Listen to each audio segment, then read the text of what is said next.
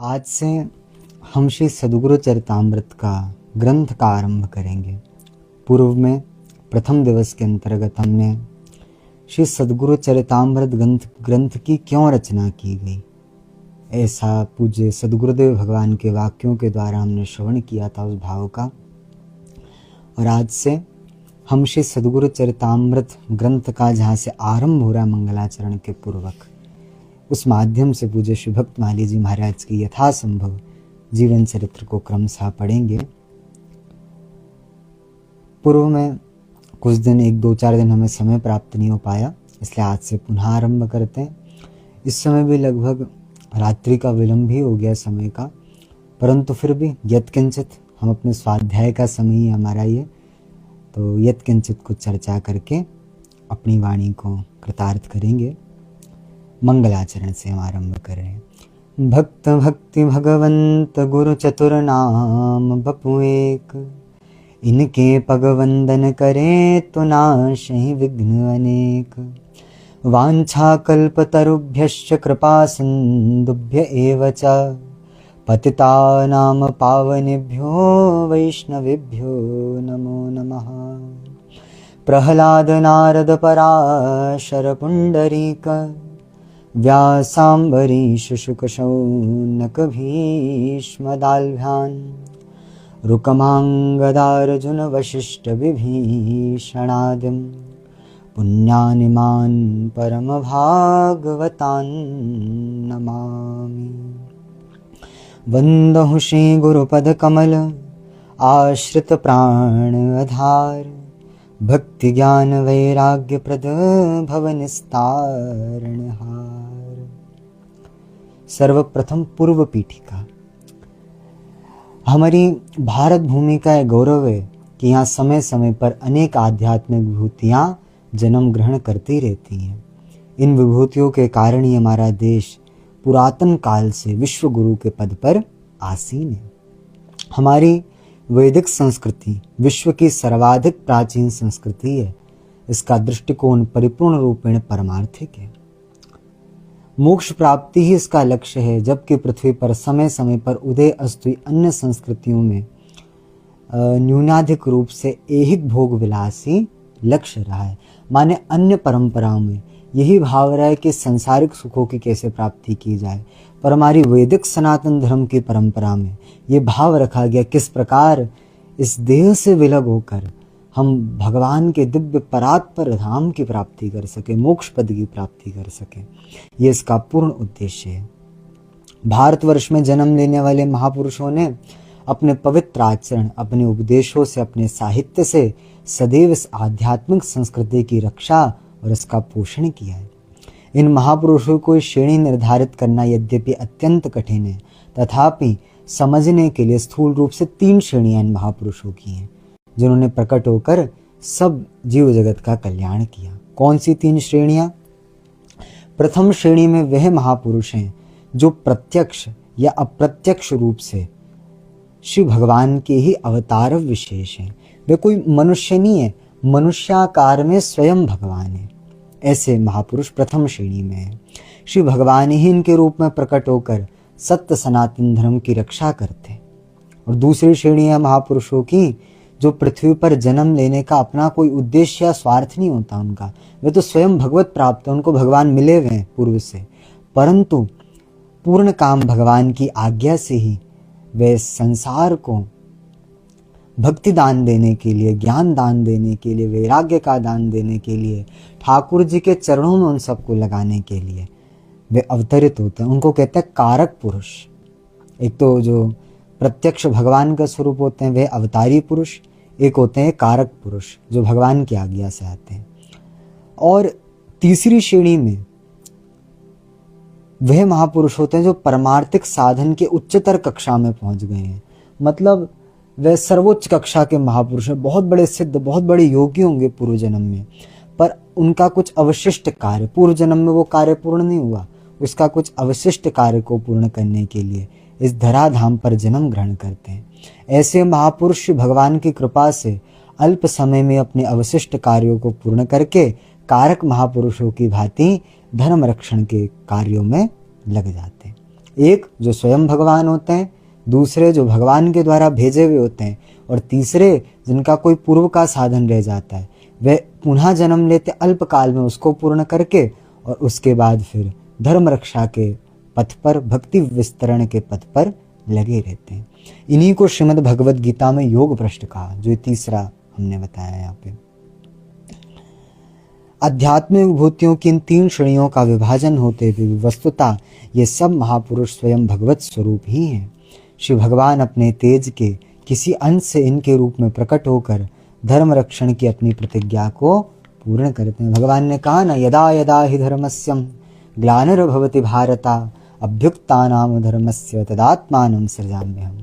आत्मानं सृजाम्यहम् माने खुद आता हूँ और अपने ही स्वरूप संतों को भेजता हूँ। किसके लिए? धर्म की रक्षा के लिए, अधर्म की समाप्ति के लिए। ये भगवान का वाक्य गीता, जब जब हो ये धर्म की हानि, बाण ही असुर अधम अभिमानी, तब तब प्रभु धरी विविध शरीरा।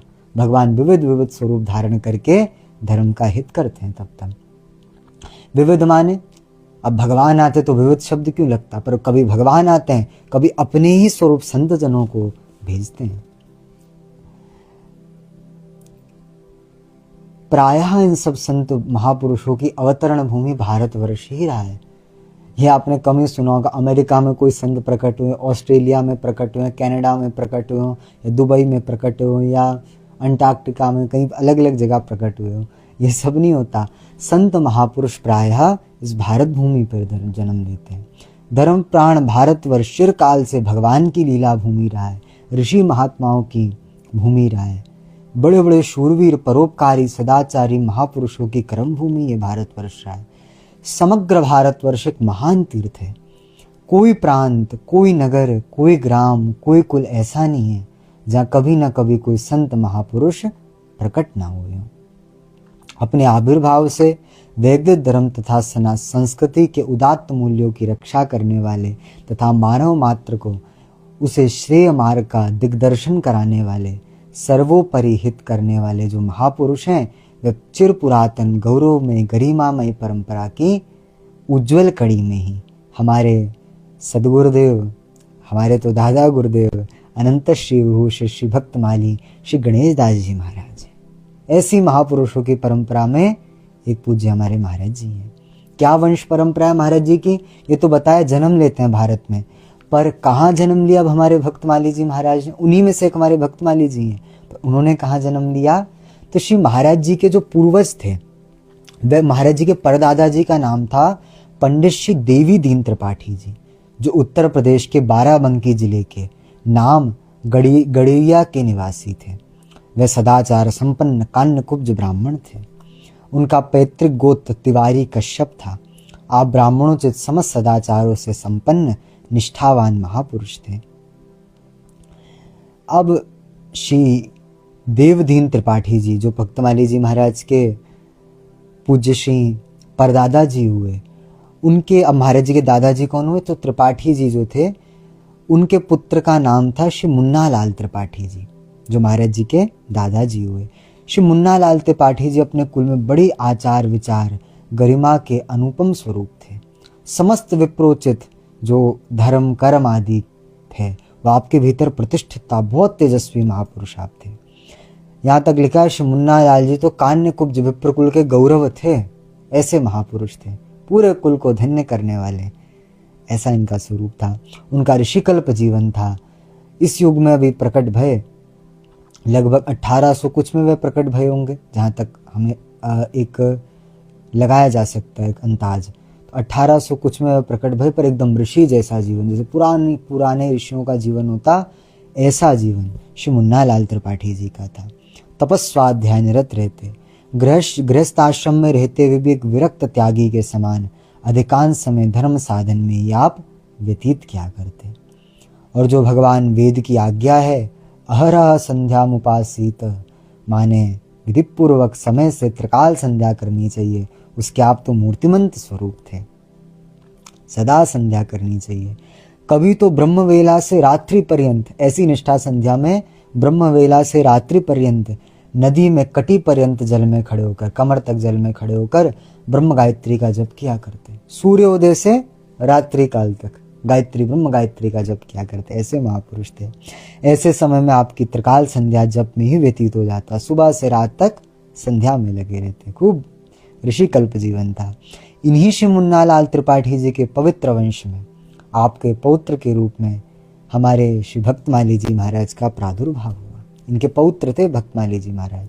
पंडित श्री देवदीन त्रिपाठी जी ने अपने साधन निष्ठ पारायण पुत्र का विवाह नैमिषारण्य तीर्थ के कुर्सी ग्राम के निवासी एक पवित्र ब्राह्मण कुल के एक ब्राह्मण थे, उनकी सुलक्षणा कन्या के संग विवाह किया। इस प्रकार बाराबंकी जिले के निवासी इस त्रिपाठी परिवार का संबंध नैमिषारण्य और नैमिषारण्य विशेष रूप से कुर्सी ग्राम से जुड़ गया। मृत्युलोक की अनिवार्यता है तो कि जो आता है उसको जाना ही पड़ता है। तो श्री देवदीन त्रिपाठी जी वे भी कुछ समय बाद भगवत धाम गए। श्री मुन्नालाल त्रिपाठी जी ने परिवार के समस्त दायित्वों को भली भांति निर्वाह करते हुए अपना तपस्वाध्याय दिनचर्या अंतिम श्वास तक पालन करी। इसी बीच विवाह हो गया था तो आपको 3 पुत्र और 1 पुत्री, इन 4 संतानों की प्राप्ति हुई। पुत्रों में बड़े थे श्री विश्राम प्रसाद जी, बीच के थे श्री लक्ष्मण प्रसाद जी, छोटे थे श्री द्वारिका प्रसाद जी। ये 3 पुत्र हुए और 1 कन्या हुई थी। पिता के ऋषि कल्प जीवन का ही संस्कार स्वाभाविक रूप से इन बालकों पे भी पड़ा। सदाचार, तप, स्वाध्याय, जप, होम कर्म आदि धार्मिक अनुष्ठानों के संस्कार बाल्यकाल से तीनों पुत्रों में दिखाई पड़ते। पारिवारिक अनुश्रुतियों से ज्ञात होता है, जिनसे सुना गया, पारिवारिक जनों को जो जानते थे उन सबसे ज्ञात होता है कि श्री मुन्नालाल त्रिपाठी जी अपने पुत्रों के वयस्क होने से पूर्व ही भगवत धाम चले गए। माने जो पुत्र थे वे भी बाल्यावस्था में ही मात्र थे और श्री मुन्नालाल त्रिपाठी जी वे भगवत धाम चले, वे जवान भी नहीं हुए थे बच्चे, तभी भगवत धाम चले गए। अब वैधव्य का दुख से विकल हुई श्री मुन्नालाल जी की गृहिणी वे चारों संतानों को लेकर अपने पीहर कुर्सी ग्राम नैमिषारण्य में आ गई। इस प्रकार यह परिवार सदैव के लिए बाराबंकी जिले को त्याग कर सीतापुर जिले के कुर्सी ग्राम का निवासी बन गया। पहले कहाँ रहते थे? बाराबंकी जिले में, पर जब श्री मुन्नालाल त्रिपाठी जी वे पधार गए भगवत धाम तो उसके बाद श्री कुर्सी ग्राम की थी उनकी जो गृहिणी थी, तो वे तीनों बालक और अपनी बालिका उन सब के संग बाराबंकी जिले से कुर्सी ग्राम को आ गई और वहीं के निवासी बन गए। श्री मुन्नालाल त्रिपाठी जी के मध्यम पुत्र श्री लक्ष्मण प्रसाद त्रिपाठी जी थे, हमने सुना भी। इन्हीं को पूज्य श्री हमारे भक्तमाली जी महाराज के पिता होने का दुर्लभ सौभाग्य प्राप्त हुआ था। इसके पूर्व ही हम इस प्रसंग का वर्णन करें, नैमिषारण्य एवं कुर्सी ग्राम के ऐतिहासिक और भौगोलिक परिचय का उल्लेख करना अति आवश्यक है। ये कुर्सी ग्राम क्या है, कहाँ पे था जहाँ महाराज जी प्रकट भये? क्योंकि वे जन्मभूमि धन्य है जहाँ भगवान के महान भक्त प्रकट हो जाएं। श्री भक्तमाल में तो लिखा है, एक समय नंदीश्वर पर बैठकर भगवान शंकर भगवती पार्वती के साथ जा रहे थे। उसी समय भगवान महादेव नंदीश्वर से उतरे और नंदीश्वर से उतरकर दंडवत प्रणाम भगवान शंकर ने किया। वहाँ कुछ नहीं था, एक सामान्य सी जगह थी, प्रणाम करो। पार्वती ने देखा क्यों प्रणाम किया, कुछ समझ नहीं आया। भोले बाबा फिर बैठे, थोड़ी दूर और गए, थोड़ी दूर और जाकर फिर भोले बाबा ने जगह फिर से प्रणाम किया। अब जब भोले बाबा को पुनः प्रणाम करते हुए देखा, अब तो पार्वती जी ने पूछ लिया कि स्वामी आप यहाँ दोनों जगहों पे आपने प्रणाम किया, ना कोई संत ना कोई महात्मा, कोई संत महात्मा को आप प्रणाम करें तो समझा भी जा सकता है आपकी इतनी श्रद्धा है सबके प्रति, पर यहाँ तो कोई दिखाई नहीं पड़ता, आपने किसको प्रणाम करा? तो भोले बाबा बोले, आज तो सोमवार भी है, शिव जी की चर्चा आ गई। हमारे भोले बाबा बोले कि जहाँ मैंने पूर्व में प्रणाम किया था वहाँ आज से 10,000 वर्ष पूर्व एक भगवान का भक्त उत्पन्न हुआ था, वो भक्त की जन्मभूमि थी, हमने उसको प्रणाम किया। और अब कहाँ प्रणाम किया बाबा आपने? अब जहाँ हमने प्रणाम करा यहाँ आज से 10,000 वर्ष बाद भगवान का एक भक्त उत्पन्न होने वाला है, इसलिए इस जगह को प्रणाम करा। भगवान शिव की भगवत भक्ति का वर्णन और भागवत भक्ति का वर्णन करते हुए भक्तमाल में क्रम आया कि भगवान के प्रति और भगवान के प्राण प्यारे संत भक्तों के प्रति भोले बाबा का कैसा भाव था, इसका वर्णन करते हुए बात कही जा रही है।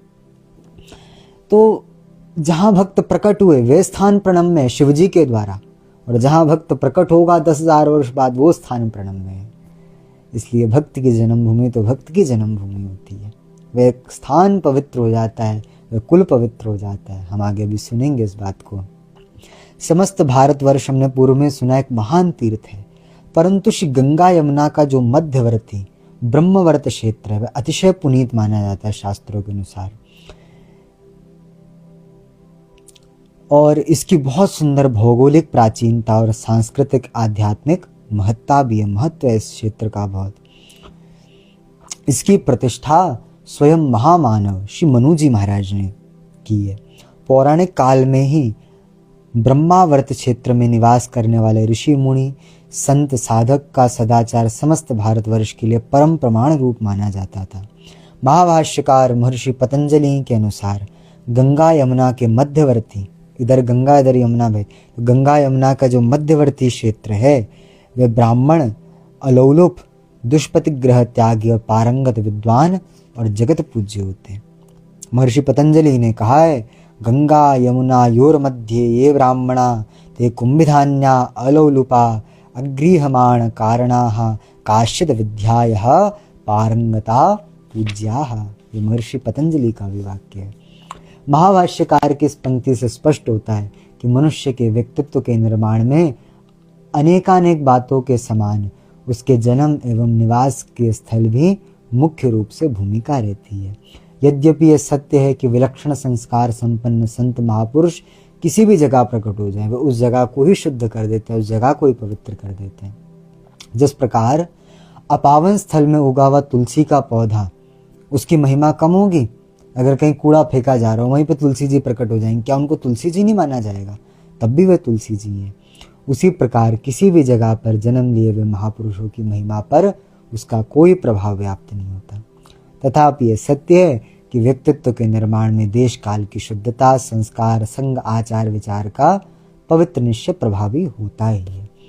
श्री गंगा यमुना का मध्यवर्ती ब्रह्मवर्त जो मनु महाराज द्वारा प्रतिष्ठापित है, अनेक मीलों में फैला विस्तृत क्षेत्र है। ये इस परम पावन भौगोलिक इकाई में नैमिषारण्य की अपनी अलग ही महिमा। नैमिष का वर्णन पुराणों में अनेक स्थानों पर प्राप्त हुआ है। प्रत्येक पुराण की कथा इस नैमिषारण्य में हुई है। 18 पुराणों की कथा हुई है। प्रजापति ब्रह्मा द्वारा ऋषियों को तपस साधन के लिए निर्देशित इस चक्रांकित भूमि को पुराणों में कली प्रभाव से मुक्त बताया गया है। कली प्रभाव से मुक्त माने कलयुग का दोष यहाँ पे व्याप्त नहीं होता। अधर्म युग कली के दुष्प्रभाव से बचने के लिए शौनकादि 88,000 ऋषिगण भगवद आज्ञा से इसी क्षेत्र को अपने तप करने के लिए स्वीकार करते हैं। परम वैष्णव क्षेत्र है। एक सहस्त्र वर्ष में पूर्ण होने वाले यज्ञ की दीक्षा लेकर सूत जी से 18 पुराणों का श्रवण भी यहाँ पे ऋषिगण करते हैं। प्राचीन काल में स्वयंभू मनु एवं माता शत्रुपा ने तपस्या कर परम तत्व सर्वेश्वर नित्य सिद्ध अनादि दंपति युगल ब्रह्म श्री सीताराम जी का यहाँ पे प्रत्यक्ष साक्षात्कार भी किया था इसी भूमि पर। इसी से श्री सीताराम जी के अवतरण की जो भूमिका है वह इसी भूमि से प्रकट हो रही है। यह पुराणों में तथा मानस आदि ग्रंथों में स्पष्ट है। तो गोस्वामी जी ने वर्णन किया मानस जी में, तीर्थवर नैमिष विख्याता अति पुनीत साधक सिद्धिदाता। साधक को वो सिद्धि देने वाला अति पुनीत नैमिषारण्य का क्षेत्र है। इस प्रकार सदा से ही यह वैष्णव क्षेत्र ऋषि मुनि महात्माओं की साधन तपस्थली रहा है। नैमिषारण्य की परिक्रमा भी जैसे हमारे ब्रज की 84 कोस की परिक्रमा है, एक कोस में लगभग 3 किलोमीटर होते हैं, तो उसी प्रकार नैमिषारण्य की भी 84 कोस की क्षेत्रवर्ती परिक्रमा मानी जाती है। इस 84 क्रोस में श्री मनु शत्रुपा जी की तपस्थली, चक्र तीर्थ जो भगवान के सुदर्शन चक्र से प्रकट हुए, व्यास गद्दी, पंचप्रयाग, शक्तिपीठ, ललिता माँ के दर्शन के अतिरिक्त अनेकानेक दर्शनीय स्थल है। इसी क्षेत्र में मिश्रित तीर्थ नाम से एक परम पूर्ण स्थल है जिसे वर्तमान में अपभ्रंश से मिश्रिक कहा जाता है। मिश्रित तीर्थ है इसका नाम, पर इसको मिश्रिक कहा जाता है आजकल। इस स्थल पर महर्षि दधीची द्वारा इंद्र को अस्थि दान के फलस्वरूप विशेष महत्व रखता है। यह स्थान, इसी स्थान पर क्या किया था, अस्थि दान की थी महर्षि दधीची ने देवराज इंद्र को। इसका वर्णन तो बहुत प्रसिद्ध है शास्त्रों में। तो अस्थि दान से पूर्व महर्षि दधीची ने विचार किया कि मुझे सब तीर्थों का स्नान करने, अब इतना समय का, तो देवताओं ने उनके लिए सब तीर्थों को वहीं पे बुला लिया। सारे तीर्थ वहां स्थित दधीची कुंड में आकर मिश्रित हो गए। मिश्रित माने मिल गए, तो इसका नाम हुआ मिश्रित तीर्थ, जिसको मिश्रिक कहते हैं लोग, मिश्रित तीर्थ। सूत शौनकादिकों के मध्य श्रीमद् भागवत की कथा के रूप में प्रवाहित हुई भक्ति गंगा, मनुष्य रूपा की लोकोत्तर भक्तिमय तपस्या तथा महर्षि दधीची के पुराण प्रसिद्ध अस्थिदान के विलक्षण त्याग की स्मृतियां संजोए हुए ये नैमिषारण्य तीर्थ कलयुग के विकराल प्रभाव से अभी तक बहुत कुछ बचा हुआ है। अद्यावधि सघन वृक्ष लता कुंजों से परिवेष्टित ऋषि कल्प संतों के आश्रमों से सुशोभित नैमिषारण्य का सुवर्ण स्वरूप अपनी अनवर्त संज्ञा चरितार्थ कर रहा है। वर्तमान युग में भी यहाँ त्रिभुवन पावनी अनेक महान विभूतियों ने जन्म ग्रहण किया। परम सिद्ध संत कान्यकुब्जाचार्य वैष्णव कुलभूषण बड़ी छावनी अयोध्या के संस्थापक बाबा श्री रघुनाथ दास जी महाराज, उनका भी यही अवतरण हुआ इसी क्षेत्र में। महान सिद्ध संत योगराज साधु समाज के गवर्नर श्री राममंगल दास जी महाराज, उनका भी अवतरण, तथा परम पूज्य स्वामी श्री नारदानंद जी महाराज आदि इतने बड़े बड़े भारत वर्ष के महापुरुषों को यही प्रकट होने का अवसर हुआ। इसी श्रृंखला में हमारे आराध्य परम पूज्य दादा गुरुदेव सदगुरुदेव महाराज श्री भक्तमाली जी महाराज भी इस नैमिषारण्य तीर्थ में दधीची कुंड के निकट गोमती गंगा के तट पर बसे कुर्सी ग्राम में प्रकट भय। बोलो नैमिषारण्य तीर्थ की जय, कुर्सी ग्राम की जय, जय जय श्री राधे। कुर्सी ग्राम की महिमा।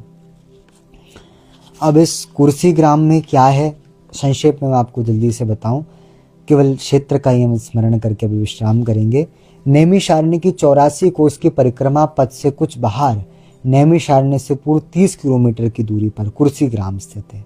नैमिष तथा उसके आसपास का समस्त क्षेत्र उत्तर प्रदेश के सीतापुर जिले के अंतर्गत आता है।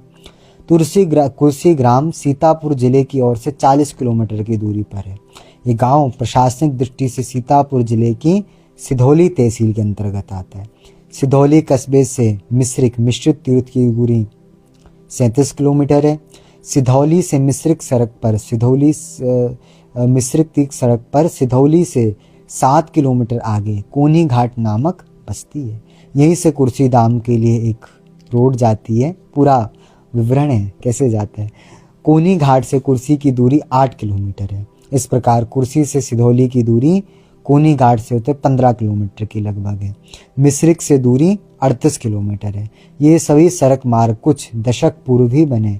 श्री महाराज जी के बाल्यकाल तथा उनके विद्यार्थी जीवन में कुर्सी ग्राम में जाने के लिए सड़कें नहीं थी। ऊंची नीची पगडंडियां जंगली रास्तों से होकर ही एक स्थान से दूसरे स्थान पर जाया जाता था। कुर्सी ग्राम गोमती गंगा के तट पर स्थित है। तट से कुछ ऊंचाई पर बसा होने से संभव है कि इस गांव का नाम कुर्सी पड़ गया। कुर्सी बैठने को कहते हैं ना, हिंदी में कुर्सी, चेयर को हिंदी में कुर्सी कहते हैं।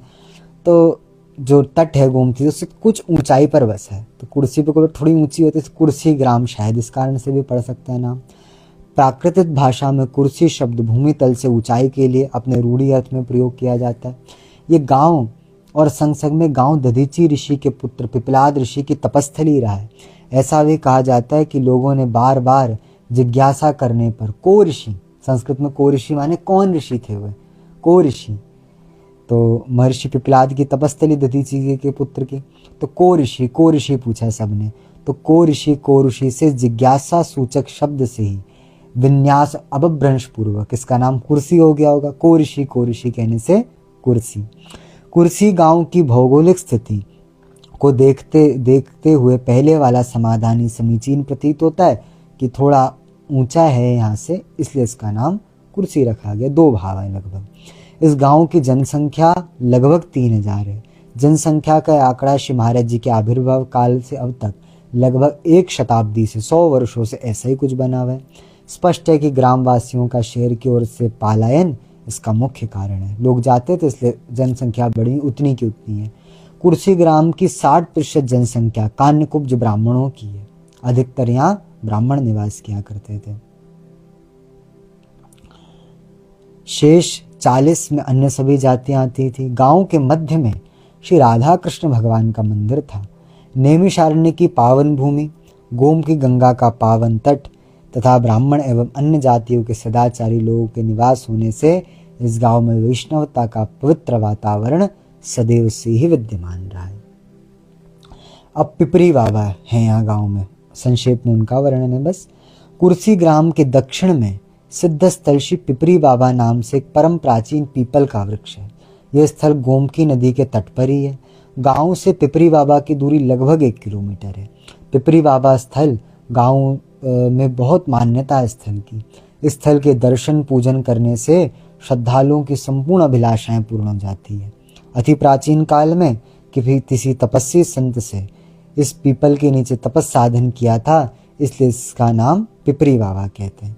कुछ लोगों का तो यह मत है कि महर्षि दधीची के जो पुत्र पिपलाद ऋषि थे, उन्होंने ही यहाँ पे तप किया था, इसीलिए इसका नाम पिपरी बाबा।